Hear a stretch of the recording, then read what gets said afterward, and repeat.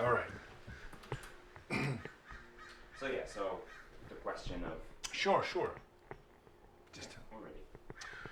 one of the main messages of my presidential campaign is of atheism.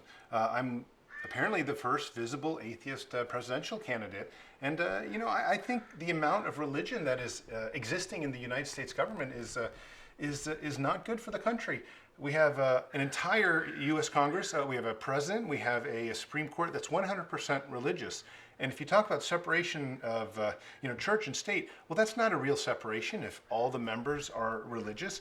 So it would be nice to advocate for a atheist perspective in running a government, a truly secular perspective that doesn't involve religion at the core of the beliefs of the leaders who are running it. So that's certainly going to be one of my stronger messages. And so, can you to go back to the Indiegogo campaign? Tell me when did you launch it? How many days ago? And how long it's gonna run for? And what's your out? You know what is now? What is how is it going right now? Is it hopeful? Or, do you have any? Do you think it's hitting people? Right now. Well, so far we've just launched a campaign, literally. Sorry, I had moved to Sure. Well, so far we're just sorry. Well, so far we just launched a campaign literally 72 hours ago, and it's going quite well so far. First off, we've had a good amount of media coverage. We've had Business Insider and International Business Times and some local transhumanist media also covering the event. So that's been good because Yahoo picked up the story from Business Insider and stuff like that. So it's gone pretty far and wide, and we're about 20% to our $25,000 what we're requesting for donations.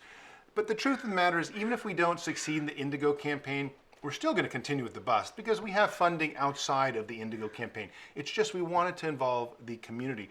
But I'm happy with how so far it has been received because after all, it's a pretty radical concept. And some people had said, well, a coffin is not the best way to represent the transhumanist movement. And I agree with them. A coffin is not the best way. If I had my choice, I would have a microscope bus or something like that. But the problem with that is that it's impossible to shape a bus in terms of a microscope and actually make it street legal and actually make it financially affordable.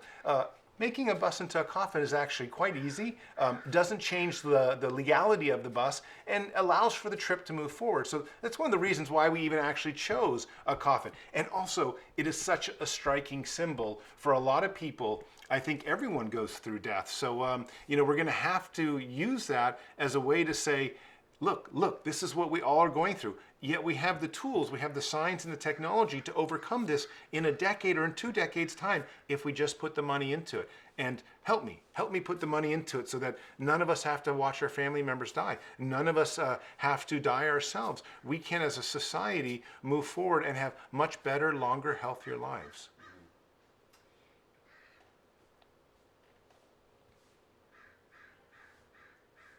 And so, so you didn't tell me how long it's gonna last for. The Indigo campaign? The Indigo campaign is going to last approximately 33 days, of which we have another 30 days left. And I'm pretty confident that we'll get to $25,000. But again, it's not necessarily,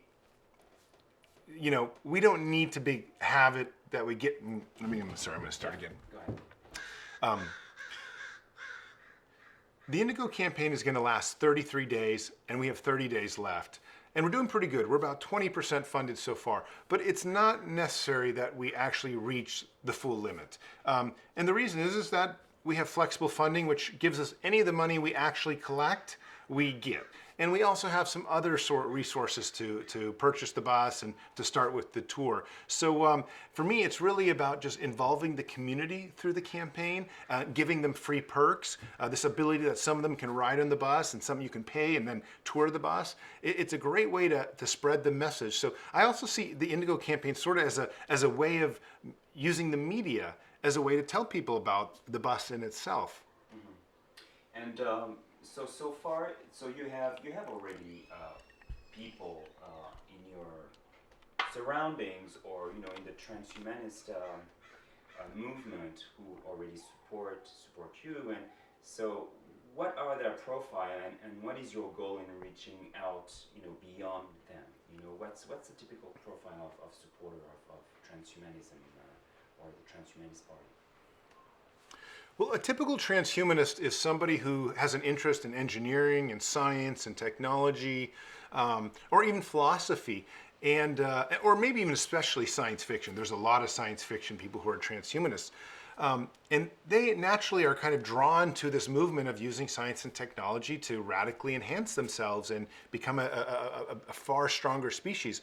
But at the same time, my main goal is not actually reaching transhumanists who are already attracted to the movement. It's to reaching the people who don't know about the movement, but who can bring something to it. So, for example, I really look at reaching out to entrepreneurs and business people. I also look at reach out to people that are, for example, attorneys that have the ability to change the laws in the Constitution and the United States government, so that we have this ability to change the legal structures, some of the things that are holding back transhumanism.